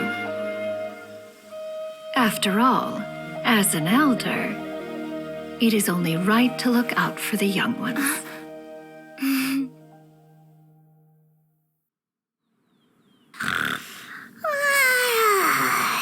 Grilled chicken drumsticks. Huh?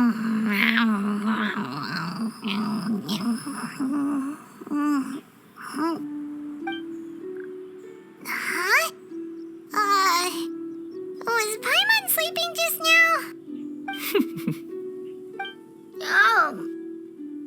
Oh, Paimon wasn't talking to you. Paimon had a dream about eating grilled chicken drumsticks, that's all. Madam Adeptus? Oh, Xianyun, you're awake. How do you feel? I feel a little better. Thanks. I know I'll see Granny again someday, so I don't feel so sad anymore. Madam Adeptus, could I ask you something? Would you take me in as a disciple? Oh, and have you reasons for this sudden interest? I know Granny thought what she did back then was wrong. She felt really bad about it. But without that mistake, I would have never been born. Even though Granny lost her memories, she never forgot to show me how much she loved me.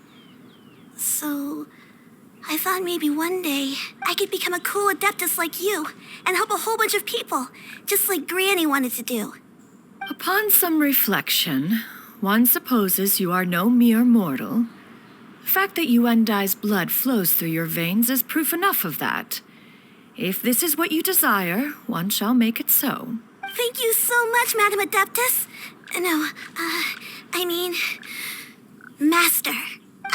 Xianyun, are you sure about this? Paimon's gonna let you in on a little secret. We've seen Cloud Retainer's 2 other disciples, and they pretty much eat nothing but bitter herbs like Genshin and violet grass.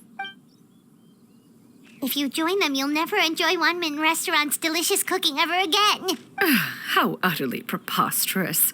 One has never enforced such a rule. Every individual must find their own path to enlightenment.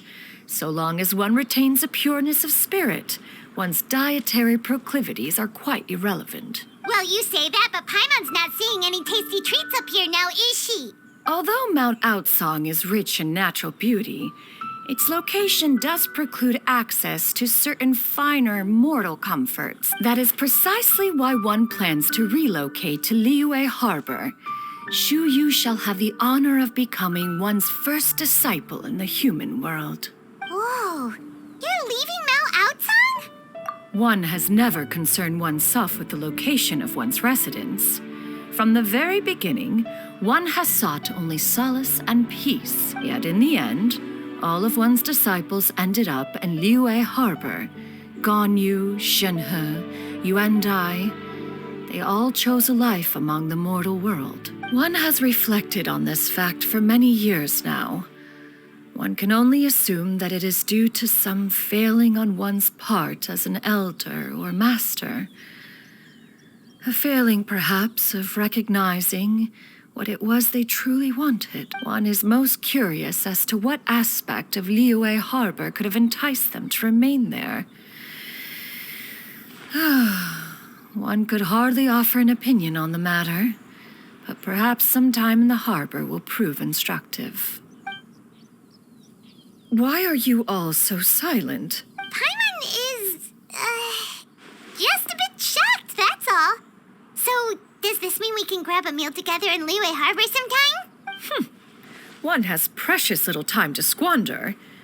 However, if one finds oneself otherwise unoccupied, one would not be opposed to the idea. One will be assuming the identity of a human while residing in Liyue Harbor. You should take care to avoid disclosing one's true identity. Don't worry, we'll help you keep it a secret. So, when can we expect to start seeing you in the city? Perhaps in 2 days' time. One has some matters to see to before one's departure. Preparation is the key to success, after all. One plans to put up various items from one's collection for sale. The earnings should provide for a comfortable living in Liyue Harbor. One has already picked out a handsome property near Chuhu Rock. 'Tis no small purchase, but what is mortal life if not one expense after another? Seems like you've really thought of everything. Then how about we meet up in Liyue Harbor in 2 days? A sensible plan. See you then. Oh, also, why don't you take this suspense somnium mechanism as a souvenir? Anytime you should feel ill at ease in the future, you may try quieting your mind and sitting in meditation as you listen to its melodies. It might help you find a new perspective. Awesome! Thanks, Cloud Retainer!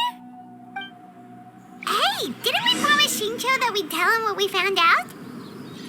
Should we make a trip to the Feiyun Commerce Guild? It's totally up to you. By the way, Shuyu, we have a friend who helped us learn a lot of information about your granny. Is it okay if we tell him the full story? Sure. I don't think Granny would mind. As long as you don't tell a whole bunch of people. I don't think she'd want too many people to know. They might go to Mount Outsong and start bugging her about it. Granny needs to focus on her training, you know? But telling a friend or two is probably fine. No worries. Our friend can keep a secret.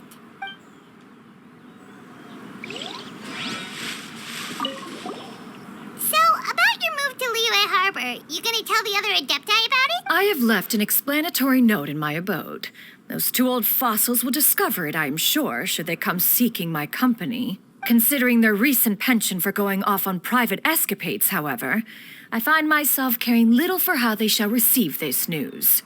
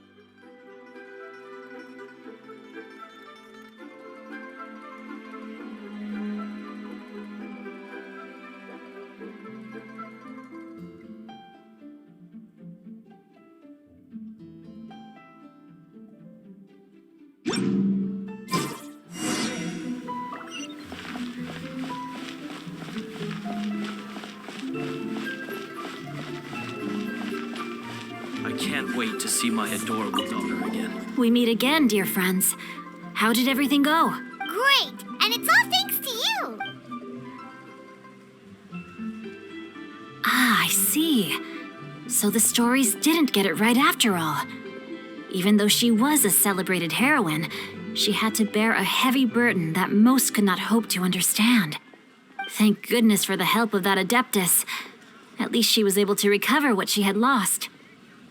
Although I cannot claim to know exactly how their story will unfold from here, I trust the ending will be a happy one. Those united in a common purpose always find a way back to each other in the end. Thank you for helping me fill in the gaps. And don't worry, I'll keep this all to myself.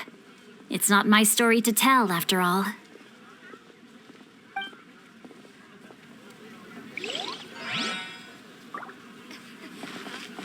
Join the Adventurers Guild. You'll have a blast.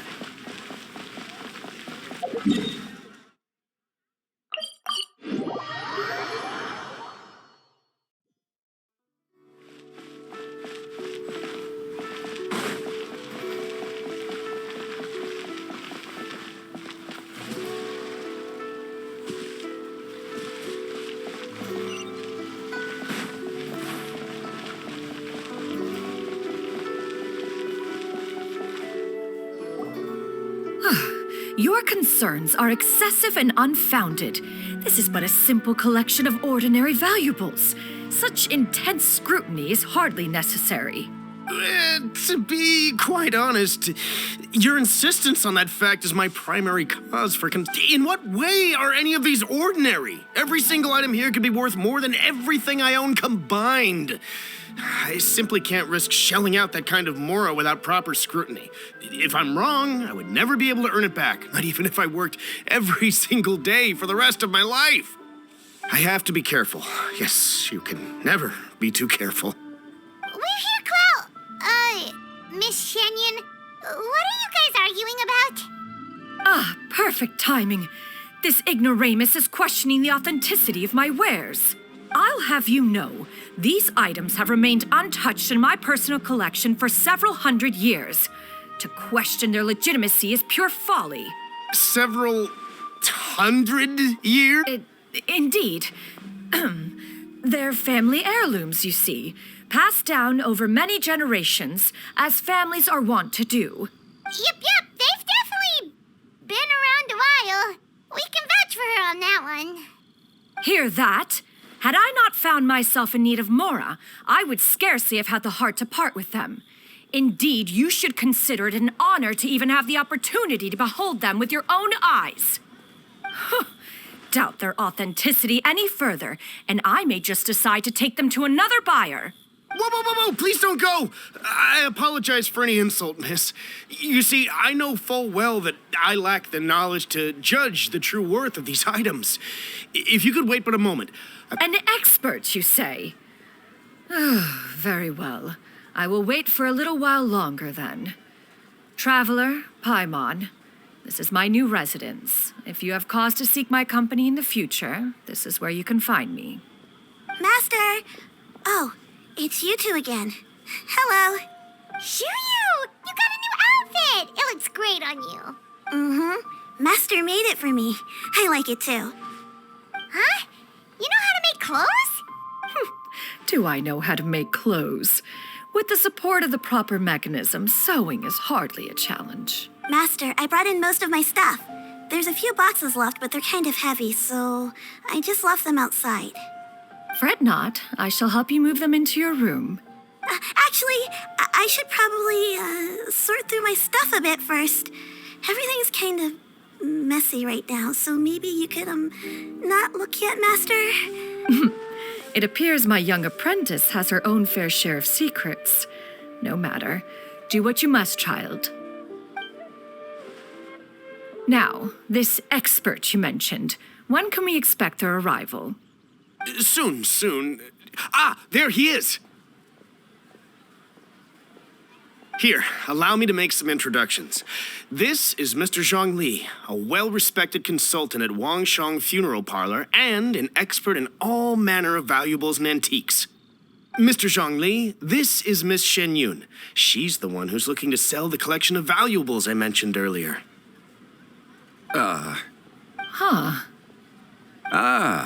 If it isn't Miss Xianyun. It has been quite some time since our last meeting. What a serendipitous reunion. Indeed, most serendipitous. Have you been faring well as of late, Mr. Zhongli? Quite well, thank you. I was fortunate enough over the past few days to enjoy both a stroll in the mountains and a fresh brew of tea from the most recent harvest. The experiences left me with such insight and peace. Huh. So you two are already acquainted? Indeed. How fortunate we are that fate has brought us together again. If you are otherwise unaware, allow me to inform you that Miss Xianyun is a well-regarded collector and appraiser. She is well-versed in all fields, and oft-celebrated for her impeccable taste. You stand to gain much from this opportunity. You are too kind, Mr. Zhongli. True collectors pride themselves on their wealth of knowledge and eye for detail. I can say without a doubt that you are foremost in that regard. Why, you flatter me, Miss Xianyun. It would seem that you are as self-effacing as ever. Not at all, Mr. Zhongli. Not at all. While I am loath to butt into this conversation, I must ask, you two already knew each other, and you seem to have quite a cordial relationship. Can I be certain that you're not working together to swindle me? I mean, you never know. A preposterous accusation. The heavens themselves would collapse before we would conspire to do such a thing. Miss Xianyun speaks the truth. Contracts are built on honesty and trust. If that proves to be beyond your capabilities in this instance, this transaction may be taken elsewhere. Say no more. Let us depart. I jest. What fool would still harbor doubts after Mr. Zhongli himself has vouched for the goods? Miss Xianyun, wait!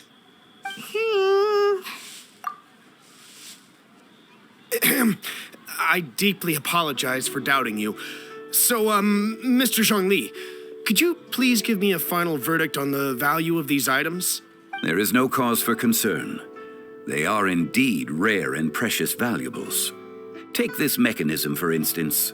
Though one may not immediately perceive its purpose, its structure and appearance are exquisite enough to merit it a place in any fine home. The same can be said for this one here. Few could hope to possess an item that so perfectly blends mechanical wonder with geometric grace. I am sure you have heard from your travels that the study of mechanisms is among the most wondrous arts in this world. With that in mind, I earnestly recommend procuring every last item in this collection. All right. Since I hired you as my consultant, Mr. Zhongli, I shall, of course, trust your good opinion. Then, in that case, Miss Xianyun, I'll take the lot. However, since the final sum is quite large, how about we start with an initial deposit through the Northland Bank? The Northland Bank? Oh, you refer to the fiduciary house. Oh, very well. I fear people only use the term bank nowadays. In that case, I'll be off for now. I'll return to collect the goods once you've received the funds.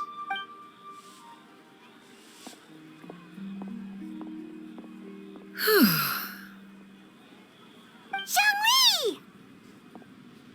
My friends, have you been doing well? We've been great. How about you? Paimon didn't know you were such a busy consultant. My days have been quite pleasant as well. I had been quietly enjoying a cup of tea when Mr. Xiaozu requested my services. As for you, Miss Xianyun, I presume you must be looking to settle in the city? I must say, the name Xianyun sounds exceedingly strange coming from you. Perhaps you could dispense of that particular epithet in further conversation. Whatever for. Am I not addressing you as a friend should? Well, that is true, but... Alas, refer to me however you will. After all, a name exists such that others may address you with it. One is hardly ignorant of that fact.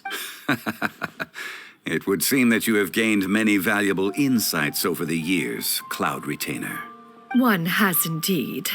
One's previous stays were all brief. Now that one has made up one's mind to move and settle, one has gained a much better appreciation of the hubbub and commotion of the city, as well as the people's hard work and ardor. This city is much changed from how it was more than 1,000 years ago. Not unlike the ocean tides, so too shall the movement of people ebb and flow. From turmoil to peace, enlightenment to aspiration. Human society possesses limitless potential. In another 1,000 years, the scene we witness here may change in ways that are impossible for either of us to imagine. All right, that's enough reflection for one day. No need to get all sentimental on us. You make a valid point, Paimon. Now that the sale has concluded, what say one plays the host as we try some specialty dishes together? One must profess great interest in trying bamboo shoot soup. Perhaps you have forgotten, Cloud Retainer, but I once tried my hand at that dish. You were at the table on that occasion, so logic dictates that you should have already tried it. Oh? What occasion was this? It was a reunion between friends several centuries ago. Alas, you must have been too preoccupied to secure yourself a portion. Or perhaps our other companions simply availed themselves of faster reflexes on that occasion. Ha! Hardly. 'Twas most certainly out of consideration for the others in attendance. In but a moment, one will show you what it means to have a true deftness of hand. It is settled then. Bamboo shoot soup, mora meat, crab roe tofu, triple-layered consommé. We shall enjoy the lot. One has already passed word to Xianyun and Ganyu to make a reservation. It is prime time for them to meet one's newest disciple. Is that agreeable to everyone? It should be a most splendid occasion. Shu Yu, come now, it is time to dine. Ah, this gentleman over here is Mr. Zhongli. He is, A humble employee of Wangsheng Funeral Parlor. Pleased to make your acquaintance. Nice to meet you too, Mr. Zhongli. That should be everyone, right? Let's go! Sounds good. Actually, Master, have you ever tried Adeptus' temptation? I heard it's impossible to stop eating after even just one bite. You know, 'cause it's super tempting and stuff. That sounds rather implausible.